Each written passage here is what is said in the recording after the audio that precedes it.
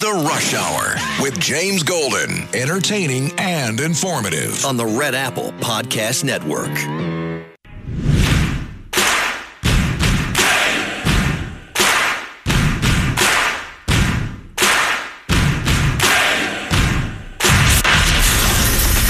Attention Ditto Heads. I do that same. Attention Bo Scouts. Goes by the pseudonym Bo Snerdley. It's time for the soul of excellence. He is a radio host here in New York. The Rush Hour is on the air. Rush. Now here's James Golden. You can let her filibuster all day long, but not on our watch. Not on our time. No way. And I told you about that, Attorney General, before you started. You don't tell me. Yeah, I did tell you because we saw what you did in the Senate. You're a lawyer, not even a lawyer. Committee will be in order. Time, and I should get back at least 45 seconds. We will give you a few more seconds. I said that already. 45 seconds. Okay, I'm timing right now, Mr. Nadler. All right. My time. Yes, my friends, it was a contentious hearing. This morning, and goes into the afternoon, Pam Bondi has been on fire with Democrats. Judiciary Committee met, and this is all related to the Epstein release. And there's so much there that I want to ask and say and all the rest of it. Before we do, did you find that, you found it? Let's play that one more time. From yesterday. It was a bad football game, and when you couple that with Bad Bunny, who may have been the worst halftime show, not one word of English, one word of English, one word. You combine the halftime show and the football game, I think Clay would agree, he's a great sports guy too. What a waste of 3 hours. Right. Clay, yeah, Bad Bunny, I didn't get one word. Okay, that remark, that's Sid Rosenberg, ladies and gentlemen, my dear friend, I love him so much, Sid Rosenberg, who has the #1 morning show in the country. Sid and Friends in the Morning. It's just a spectacular feat in this broadcast industry, what Sid is able to pull off. He was on Fox, and he made that remark. Not one word of English. It became nighttime television. Both, what's his name? Jon Stewart, who I guess is back on that show that he copied so many other people's formulas from, The Daily Show. And then that show that's on ABC that I've never seen, thankfully, The Kimmel Show. But they spent significant time in their monologues roasting Sid. And all I say, right on. Roast Sid all you want to. They were, and I will admit, their pieces were amusing. But I just love the fact that Sid is just getting so much play. He's everywhere. And right on, Sid. Hysterical. James Golden Snerdley, Bo Snerdley's Rush Hour, fastest hour in American media underway. Yes, it was combative. That we played, the soundbite that we played over the monologue was Pam Bondi and going at it with Raskin, and Jamie. She called Jamie Raskin in that a washed-up loser lawyer, and then corrected herself. That's right. He's really not a lawyer. And so it was. It's been a contentious morning. I got texts from a lot of my friends. One of my friends in particular. Oh, they're going to have to replace Pam Bondi after this because it was such a. It was just such, I guess, a hearing that many people that have not or don't follow politics on a regular basis would say, wow, this is happening in Congress? These kind of contentious hearings? Now, I must admit something, folks, a few things. As many of you, I've talked about it on the program before, even earlier in the week, I talked about how I used to watch the Senate every day as routine practice when the Senate is in session. I used to tune into C-SPAN 3 and watch the Senate from the time they opened the gavel and go home and watch it. I'd watch the House as well.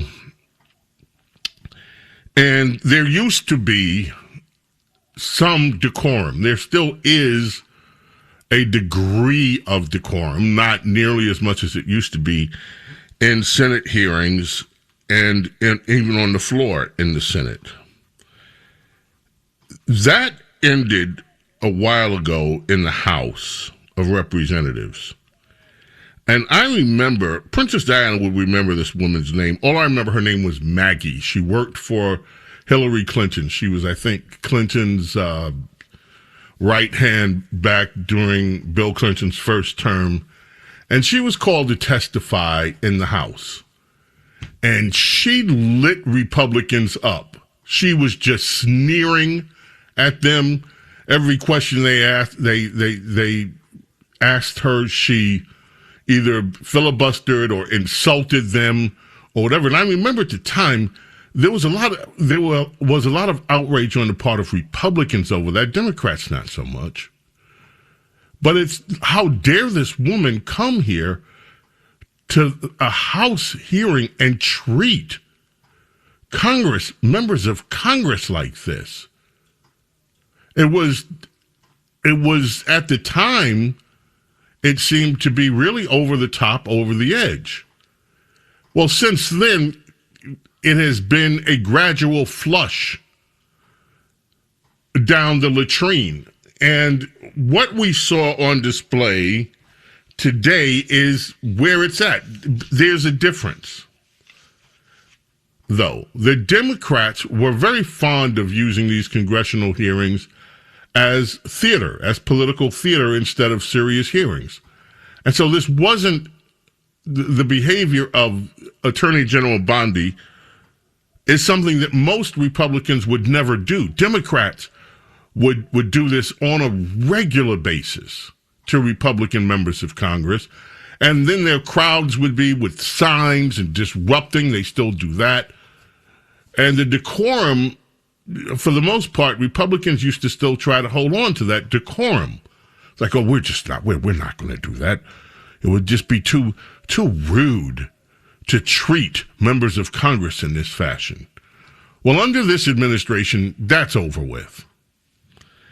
We'll play a few for you. Let's start with cut number 3, California Representative Tim Liu with Pam Bondi. He calls her a liar. She goes right back at him. Here's that. Because I believe you just lied under oath.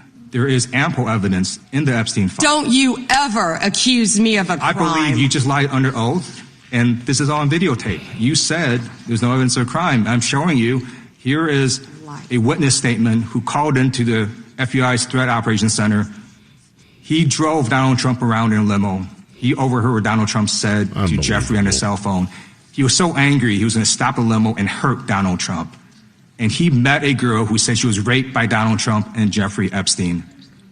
She later had her head blown off, and officers at the scene said that could not have been suicide.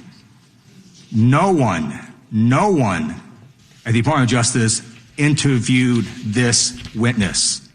You need to interview this witness immediately. Epstein should rot in hell, so should the men who patronized his operation.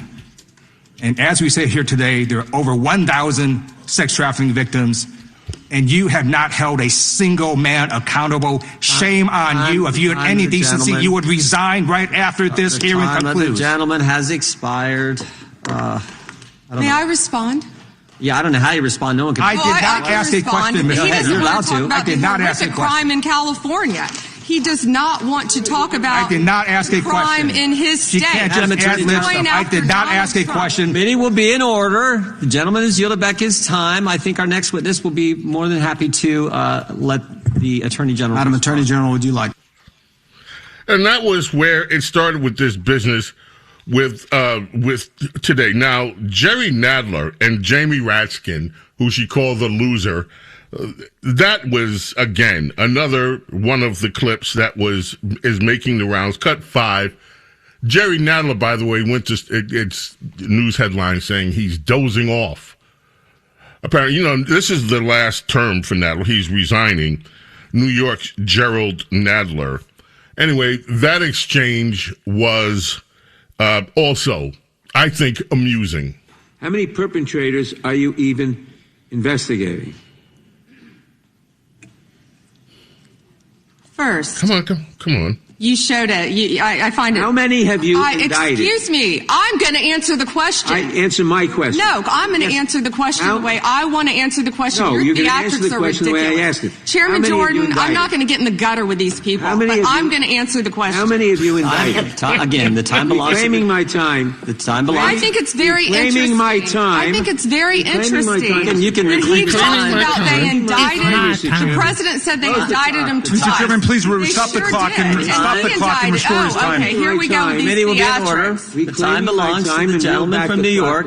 We will give you a few more seconds. We will do that. But when you ask a question, the witness gets to answer. You may not like the answer, but she gets to answer. The question was, how many of Epstein's... They don't like the answer, Chairman, my time. because it's honest. So he asked a 4-minute question. Restore 45 seconds, Mr. Nadler, please, Mr. Chairman. Answer. You can let her filibuster all day long, but not on our watch. That's what we heard before. Not on our time. No way. And I told you about that, Attorney General, before you started. You don't tell me. Yeah, I did tell you because we saw what you did in the Senate. You're a lawyer, not even a lawyer. Watch, don't lose a lawyer. Not even a lawyer. We will give you a few more seconds. I said that already. 45 seconds. Okay. I will. Yes, my friends. Hank Johnson. Hank Johnson, you remember, is the congressman who once proffered the idea that the tiny island nation of Guam, the American protectorate of Guam, was going to tip over because we were deploying more Marines there. So many Marines that Representative Hank Johnson was worried the island might tip over. Really? We played that clip the last time we talked about Hank Johnson. We dug it up. Anyway, cut 7, Pam Bondi's response with Hank Johnson. How many lives have been derailed because your department was either sloppy and incompetent or willfully trying to intimidate and punish these ladies coming forward?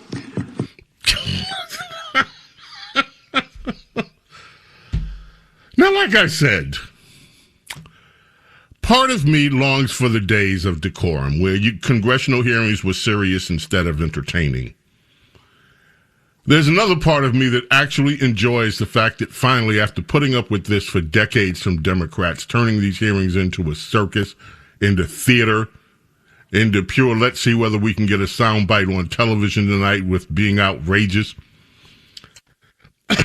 Part of me is amused that Pam Bondi does this so well. She caused another member to just get up and walk out. She was so triggered. You also have Swalwell, and we'll get to this in the pack. And Pam Bondi responded to Swalwell very well. Jim Jordan was asking about Don Lemon. Hopefully we'll have a chance to get to that. And then Pam Bondi was allowed to have 3 or 4 minutes to really talk about her case. But I also want to ask something about this Jeffrey Epstein business.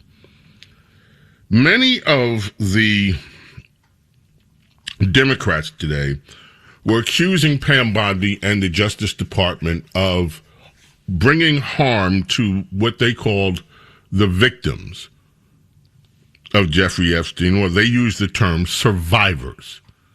And they kept using that term over and over again. The Epstein survivors. Survivors. It is now they're being cast as surviving and victims. Thank you, Princess Diana. I knew she would know. It was Maggie Williams, the chief of staff to Hillary Clinton, called to testify before Congress in 1995 on Whitewater and the handling of documents after the death of Deputy Vince Foster. And this woman went into Congress and lit Republicans a new booty hole. And it was, I'd never seen anything like this before. And these congressmen, Republicans, didn't know how to react because they had never faced anything like this before. She lit them up.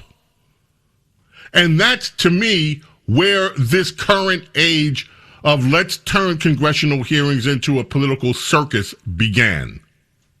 Maggie Williams. Anyway, to the point, I have a question, and I really mean this as a question. I am not trying to be a jackass. I'm also not trying to be a chauvinist or anything like it. It is, or ask a rhetorical question that I know the answer to, because I don't know the answer to this. All of these women that are now saying we survive Epstein, or they're cast as survivors and victims. Number one, I understand there's a financial settlement that has already been $100 million. It's what I was told. I haven't fact-checked it myself yet. But my question, I guess, is, are all of these women, were they all forced into servitude? Or did these women go into their arrangements with Epstein voluntarily? And I really would love to know the answer to that. We got to take a break. What a day. James Golden, Snerdley, fastest hour in American media. Next segment's going to be short. Warning you now, because we went long. Be right back. Rush. This is The Rush Hour with James Golden. Bo Snerdley.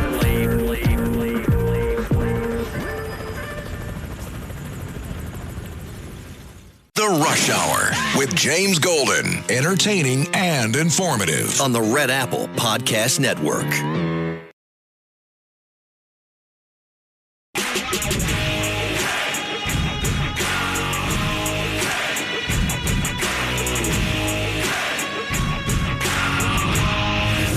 James Golden, known popularly as Bo Snerdley. This is The Rush Hour with James Golden. Rush. And this is Becky Balint. Didn't ask Merrick Garland anything about Epstein, not once. When he was and also, I want the record to reflect that, with this anti-Semitic culture right now, she voted against a resolution condemning. Oh, is Jewish. I just want to be clear. Do you want to go there, Attorney General? Or do you want to go there? Are you serious? Talking about anti-Semitism to a woman who lost her grandfather in the Holocaust? Really? The committee will be in order. Talk to Jared Wise about anti-Semitism. The ranking member. After that exchange, Balint stormed out. Bondi triggered her to the point she had to get out.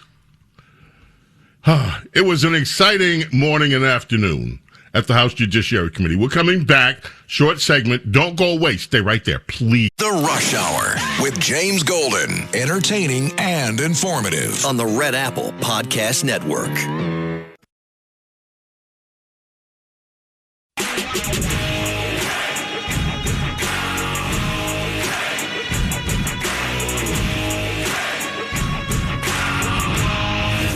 James Golden, known popularly as Bo Snerdley. This is The Rush Hour with James Golden. Rush.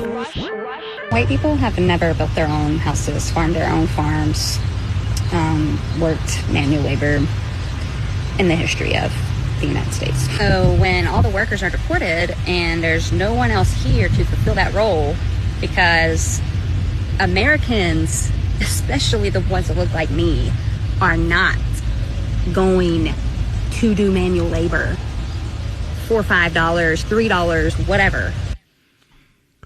My friend just sent me a video of some woman talking about how the U.S.'s first language is English or whatever.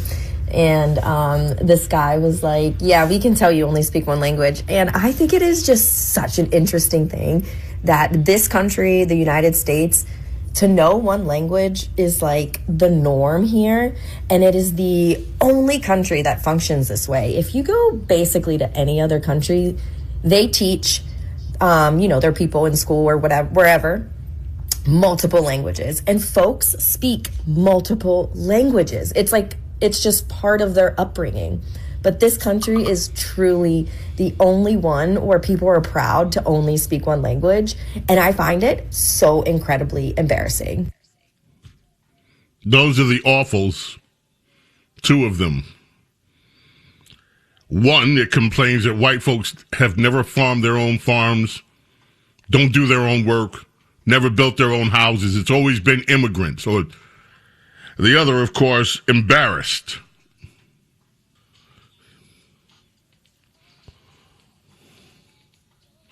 James Golden Snerdley with you here, fastest hour in American media. We have, you've heard the awfuls, we've heard from Democrats. I do want to play very quickly before we move to some other things. Cut 9, this is Eric Swalwell. This wasn't unexpected in the circus that was at today's judiciary hearing. Swalwell, it speaks for itself. Here it is. Through December of 2025, we received messages at my office that said, I hope somebody shoots you and your children and your wife in the head. Pew, pew, pew, pew. I would stay indoors as much as possible, and my children, unfortunately, have to do that.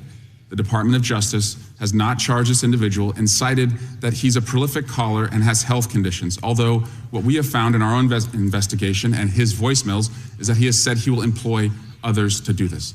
The president can come after me. It's fine. I'm in the arena. So are these folks. But we never expected that the Department of Justice would not seek to prosecute and investigate those who are making threats against us. And that would include those on that side of the aisle. And I'm just asking for your help to protect life, because life is at risk with the environment we're in right now. Congressman, I completely agree with you. I know about several of those personally involving you. I believe one has been charged publicly, and there's something I would be happy to talk to you about off camera, but I can assure you that they are very serious.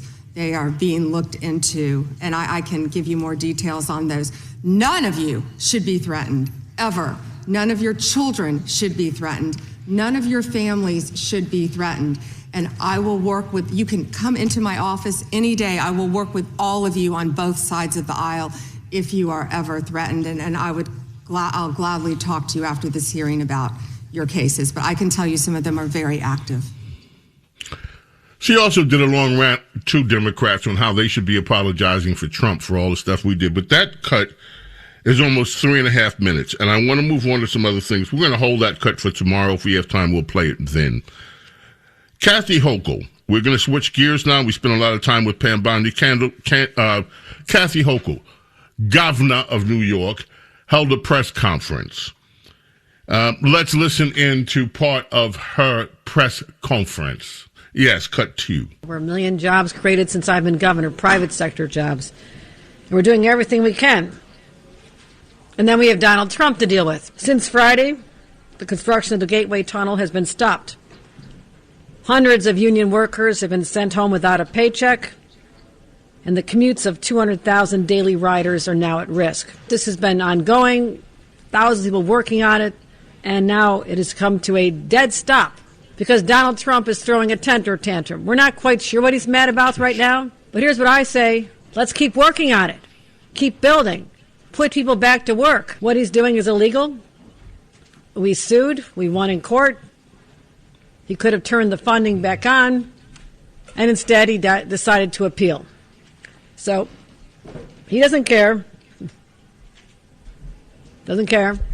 He's on his revenge tour against places like New York. Stop being so petty. This is essential. So I wanted to say, not real happy today. I'm so sorry you're not real happy today, Kathy Hochul. Donald Trump's having a tincture tantrum. I don't know what a tincture tantrum is, but he's having one apparently. And dozens of newly, according to the New York Times, laid off union members exhorted President Trump to restore funding to their $16 billion Gateway Rail Tunnel project that goes from the high-tax state of New Jersey to the high-tax state of New York. And the judge ruled, you got to put the funding back in place, but you can appeal. And so the Trump administration appealed. Release the funds now, the labor unions. Mickey Sherrill, the new senator out of New Jersey who calls herself governor of New Jersey. All of you know this is a special job. This is a generational job. I will not rest till you guys are work. It's funny to me. Democrats, when they want something, it's what to the wall. when the federal government demands something, these people stick up their middle finger to the federal government. The federal government wants to get rid of criminal, illegal aliens. These people stick up their middle finger to all the taxpayers of the United States and say, screw you, we're special. We're Democrats. We don't have to obey the laws that you have to obey. But then when the money stops, your money from all over the country, commingled with New Yorkers' money and New Jerseyans' money, let's be honest about that. But taxpayer money, Democrats are fine. All these Democrats, Hochul, with having their tenure tantrums when they stick up their middle finger and tell us, screw your immigration laws.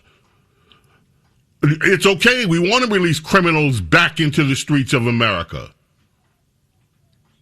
But when somebody says to them, you know what, maybe no. Mickey Sherrill. Okay, I pronounced it wrong. Boy, oh boy, oh boy. Mikey. Mickey. Who cares? Mickey Sherrill. Mickey Sherrill. Mickey Sherrill. Mickey Sherrilline. Anyway, when they stick up their middle finger at all of us taxpayers, we're supposed to just stop everything. Oh, that's Democrats. They must have a point. But when somebody just does something they don't like, oh, we're just supposed to stop immediately because a bunch of New York union workers have been fired. Well, they don't care when Americans get fired from other states behind. They don't care when Americans get killed, raped, murdered by illegal immigrants. They don't care about you.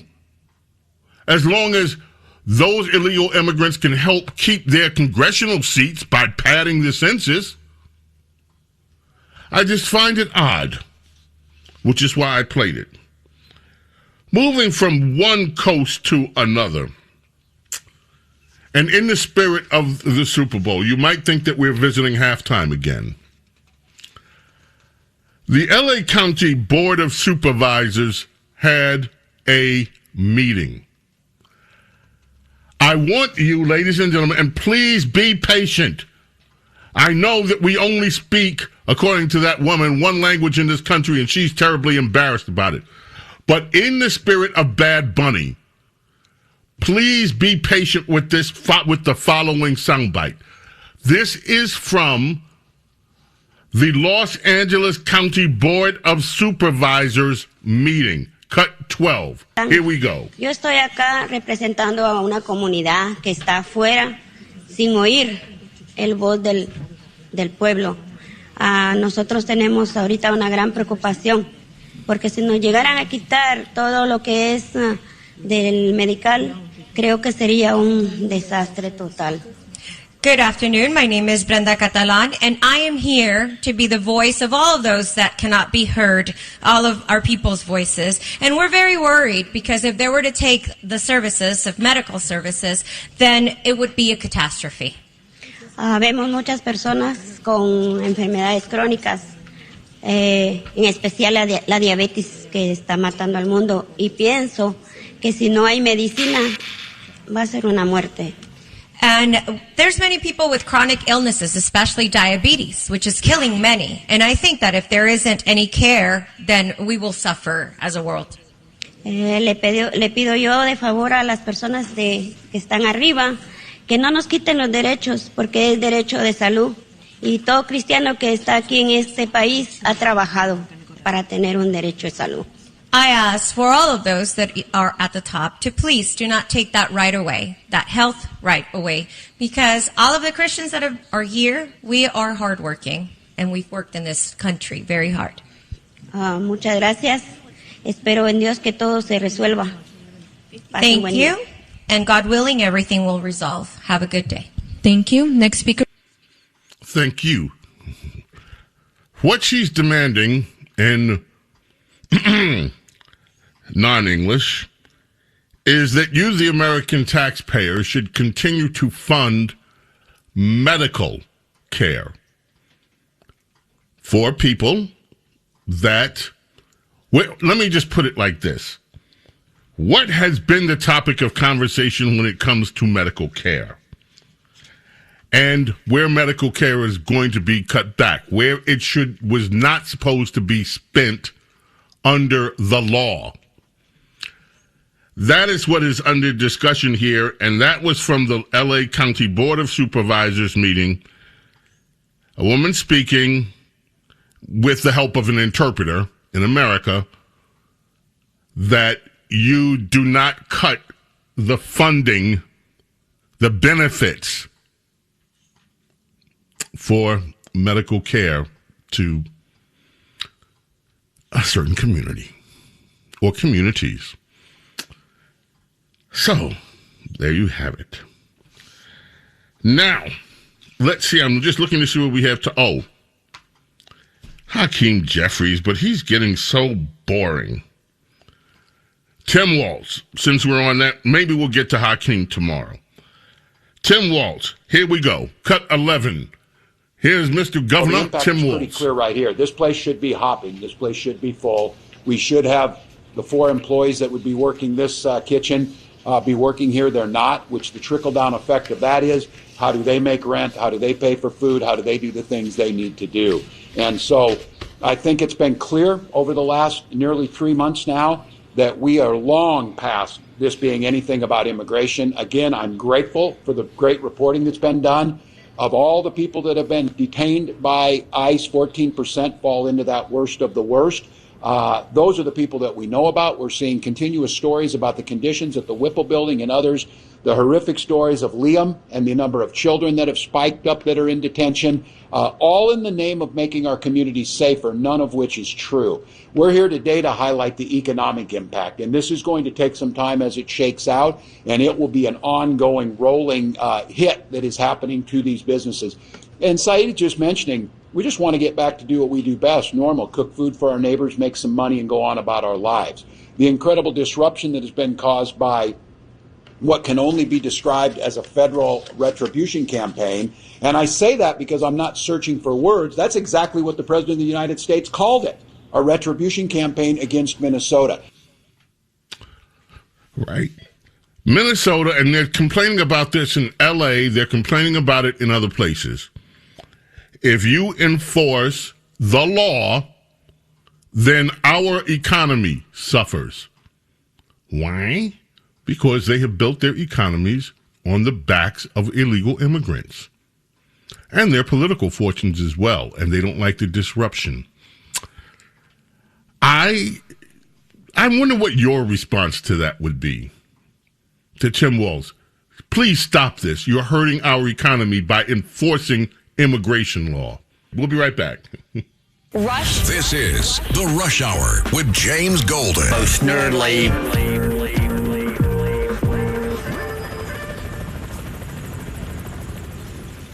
The Rush Hour with James Golden. Entertaining and informative. On the Red Apple Podcast Network.